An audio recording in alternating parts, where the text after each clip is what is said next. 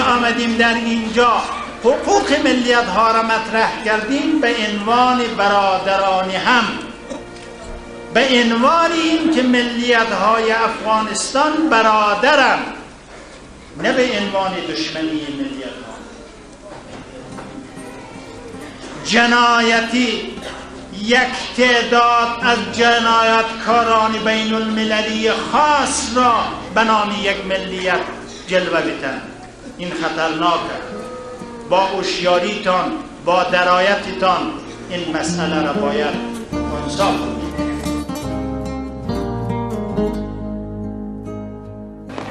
این به این معنا نیست که امروز ازبک و پشتون و هزاره علیه تاجیک موضع بگیرن. تاجیک برادر ماست، از ملت ماست و یک کتله بزرگی از این سرزمین است که به معنای دشمنی نیست.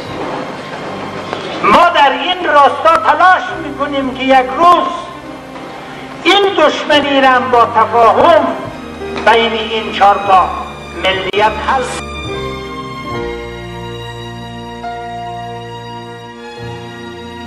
هر کسی بیاید به منطقی برخورد بکنه، هر کسی بیاید وحدت ملی را به هم بزنه، هر کس بیاید تضاد ملی برخورد به وجود بیاره، ما این را خائن ملی میدانیم و علیش هستیم.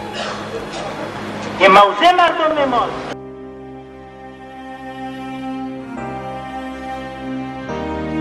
که دانشگاه که مسئله حیاتی یک جامعه را چی از نگاه سیاسی، چی از نگاه فرهنگی و عمران، همه چیز یک جامعه بستگی داره حیاتش به فرهنگ و دانشگاه و کهن‌دونش.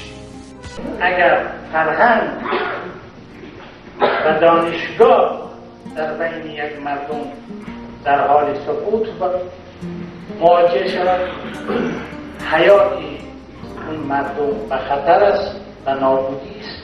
رو منافع ملی و اسلامی همه ایجاب میکنه که دانشگاه باید به پای استان شود و محصلین بیایدن اینجا. من معتقدم که از دانشگاه کسی میترسد که او در این مملکت خیانت کرده یا خیانت میکنه.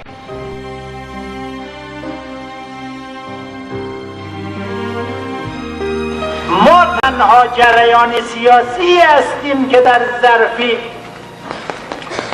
20 ماه گفتیم جنبش قابل حذف نیست، باید بپذیریم و یک واقعیت است. هر کس بر تمامیت ارضی افغانستان، وحدت ملی افغانستان فکر میکنه، کسی را حذف نکنه.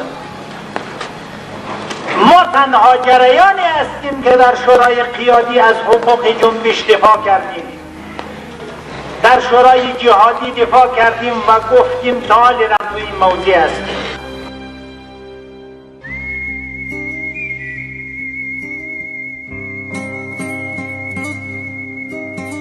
اقوام مختلف در شورای مختلف هست، مذاهب مختلف هست، احزاب مختلف هم هست، ولی وقتی که تحمل داره یک دیگر خود را، حقوقش را محفوظ میشماره، هیچ کدامی از اینا باعث اختلاف نیست.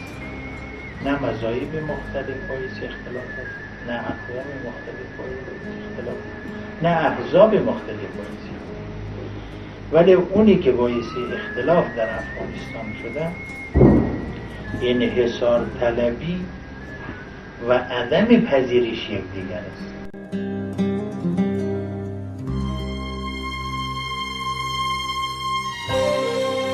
ما گفتیم در اینجا انتخابات باید انتخابات احزاب و آزاد باشه و یک حوزه مرکزی. افراد مستقل هم که کاندید کردن میتونه این هم با احزاب ائتلاف بکنه، هم میتونه با افراد دیگه مستقل ائتلاف بکنه. رئیس کم بوده با بوده، رئیس اضافه بوده از یک کسی دیگه کم بوده. که در اینجا با توافق همه که هیچ قومی در اینجا احساس نکنه برای یک سری مظلوم شد.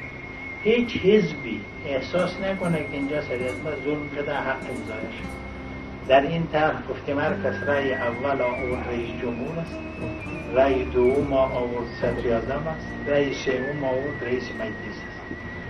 این در یک مقطع زمانی 2 سال میتونه حکومت قانونی به وجود بیاد. در این 2 سال قانون اساسی تدوین شد، شکل آینده سیاسی افغانستان بررسی شد، بعد این در رفراندوم گذاشته شد و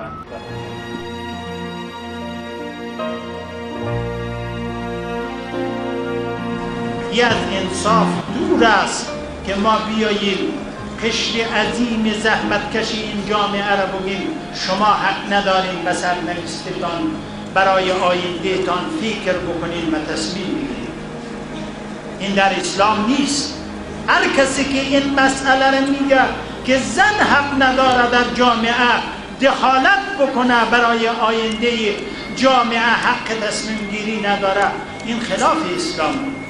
اگر ما پیروی این پیامبر هستیم نباید در این قرنی که این همه مردم از حیوانات میآیند دفاع میکنن ما در جامعه یک قشر عظیم و زحمتکش و مؤثر جامعه را محروم بسازیم. داریم اسلام را دفع